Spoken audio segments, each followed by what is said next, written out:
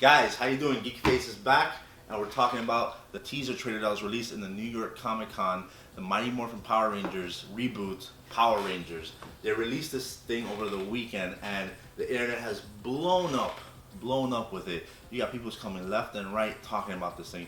So we're not gonna do a reaction thing because it's a teaser trailer, but we'll do a trailer reaction once the actual official trailer comes out. So right now, I'm gonna go through the trailer, talk about what happened in the trailer, talk about what didn't happen in the trailer, and give my review on it and one of my theories about what the movie looks like it might have in it. So it starts off with, it looks like Roy from The Office has moved on from Pam and has his own family. Just kidding. It opens up with Jason and his dad arguing about some choices that Jason has made that probably led him to go to like Saturday school, and pretty much he's telling him that his choices have left him to go to be there with some weirdos and like criminal like people in Saturday school. Then it pans over and we see Zach on the roof of a town that looks like the Twilight town. It's all cloudy, and he's just chilling on a rooftop.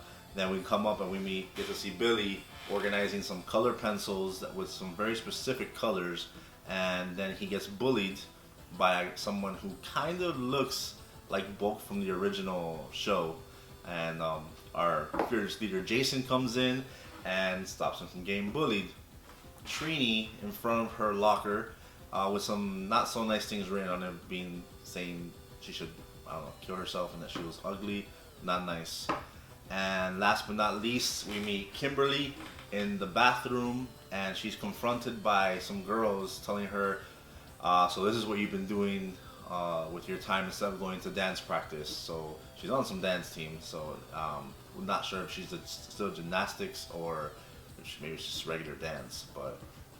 And then these comments lead her to cut her hair in some rebel way, and cutting her hair separates her from those other girls, I guess. The only one who sticks to their, I guess, character type from the original is Billy, because it looks like Billy still is like the nerdy one, and he's getting picked on by who I think is Bulk. But everyone else doesn't fit. I mean, you got Jason, who's the all-American, morale-driven martial artist. Not that in this situation. Zach's not the breakdancing ladies man that he was in the original show. Kimberly's not the popular cheerleader gymnastics bubbly valley girl that she was in the original, and Trini isn't, no offense of course, but she's not the Asian fortune cookie quoting martial artist that she was in the original. So they're giving it a more realistic vibe, bringing it more to how kids are nowadays. That I'm okay with. You gotta make it real, because let's be honest, if you watch the Mighty Morphin Power Rangers now, even now as an adult, when I rewatch it sometimes, it is kind of campy, kind of cheesy, some of the stuff that they say on there. So, but so far, I mean, the character development I can see. I just don't think that they should all be loners. Like for instance, in the trailer, you got a little bit of Jason, you got a little bit of Kimberly, you got a little bit of Billy, and very little of Trini. There's nothing of Zach. We have no idea what's going on with Zach, who he is or what's his story. All we know is he likes to hang out on the rooftops of buildings, pretty much. So this band of misfits, they all come together and find this crystallized kind of wall or built or like, I don't know, mountain. And there's artifacts in it, which these artifacts are the power coins, the new power coins. So, like all loner teenagers that get bullied, Billy apparently has, dynamite in his house. He brings it back to the site and blows shit up. Yeah. So they blow up the mountain or wherever the crystallized wall is, and the artifacts are released. The cops come, and they all have to run away. Upon running away, I'm almost certain they all choose a color and run off with their power coins. So we move on. They all have their coins, and it appears the coins are changing the Rangers. So the next scene in the trailer is Peter Parker has abs and super strength. I mean, Jason has abs and super strength, because it's not like they got that whole scene idea from somewhere else. So after we see Jason with his new abs and breaking the kitchen sink, the next scene is we see Billy coming up to Jason and Kimberly, telling them that he has strength himself, and we see a little clip of the bully that picks on him headbutting him, because that's what bullies now do. They headbutt their targets instead of, I don't know, shoving them into the lockers. And the kid apparently goes unconscious, probably gets goes into a coma or something. So after that, we get a montage of some stuff happening. We see a few fighting poses, car accident, Jason and Kimberly kiss. I know. Team Jason, we're all happy now. See, we all thought Jason and Kimberly should have probably ended up together before Tommy came along. No offense to Tommy and Tommy fans, but yeah, one for Team Jason. And then we finally get to see Rita appear over Trini in her bedroom, claiming that she's killed Rangers before, showing that this is going to be a lot darker than what we're used to from the original series, because obviously people didn't get killed, and I mean, the monsters did, but in a nice way, in a poppy way, I guess. But yeah, very dark, and then she just slams Trini against the wall in her room. Then the movie logo comes out, and it leads to the last scene of the trailer, which is them in what appears to be the command center, and a force power comes over them, and you see the suit morphing onto Jason. Doesn't completely morph onto him, but just enough to tease us in the teaser trailer, if you will. So thoughts. Overall, I liked it. I thought it was great. It does start off a little Twilight, kind of emo, with the type of music and the way it takes off from them, being kind of like loners. But then it picks up in pace. The music changes. The action, not the action, but the abilities start. They start testing their abilities, jumping, their strength, and stuff like that. And the whole vibe of the trailer switches off to a more, an action adventure type feel. So the overall tone of the movie does seem a little darker than what we're used to, but I mean, they had to do something like this. They couldn't go all poppy like in the original and make it all bubbly, because they are going for like an adult and teenager type feel. They want to get all types of audiences. Obviously, the original MMPR fans are going to go check this out, and they want to include this age's teenagers, which are a little more emo than the 90s kids were, and it had a good overall feel to it. The one thing I do want to touch up on, when they're not morphed, they have power. So you saw they have super strength, and they're jumping over stuff. I always thought in the original show that should be something that was included. I understand why they could only have powers when they morphed. Yeah, when the putties would come up, they would fight as themselves. They weren't super strong or anything like that. They were really good martial artists. I thought they should, because they always had the power coins on them, it should have given them some kind of power.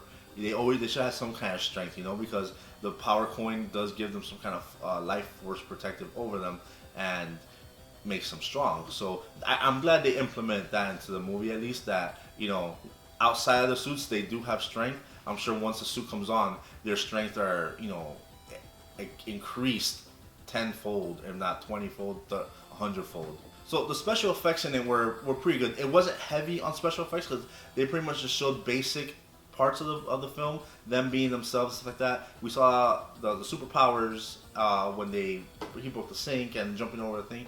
The main special effect was the suit morphing onto Jason. That was probably, and of course, as it implies, it is a teaser trailer. We all got teased. We were given the biggest Power Ranger blue balls ever. I mean, because of how much isn't in the film or in the trailer, we must have seen this thing 100 times. I mean, I've seen it over 100 times, and I'm still gonna keep watching it, because it's Power Rangers, and it's back, and it looks, just from this, it looks like they're doing it right. So I mean, but they teased the crap out of us. Now, what didn't we see in the trailer that we're all probably looking for? No Zordon, which we know Bryan Cranston was brought in for that role. Awesome, because he was an original voice of a villain from the original series. No Alpha, and we know Bill Hader was cast for that one. Announced a little late, so he's probably gonna be off CGI and voiceover into the movie. Nothing on the Zords, but we do know there's gonna be Zords because we saw the poster releases of each Ranger on their Zord, just chilling on their Zord. What else was there? We didn't get to see anything of the suits or action in the suits because we saw a very quick glimpse of the suits at the end. Other villains, we just found out over the weekend at the New York Comic Con that there will be Putties and there will be Goldar. So that's always awesome because Goldar technically is, he's the right hand man to either Rita or Lord Zed. So that's what we needed. We didn't want him not to be in the movie. And Putties, come on, you gotta have somebody to fight. It can't just be Rita and Goldar the whole time. I wonder if they're gonna make their traditional lip and tongue mumbling sound that they made in the show. That would be kind of weird though. We didn't get a look at the morphers. We got to look at the power coins. So it's still unknown if the essential line will be set in the movie and then they actually whip out the morphers and morph, or is it just gonna be something that they pull out their coins or they just think about it and the suit morphs onto them. So we're still looking for that. No mentions of a Green Ranger or Tommy.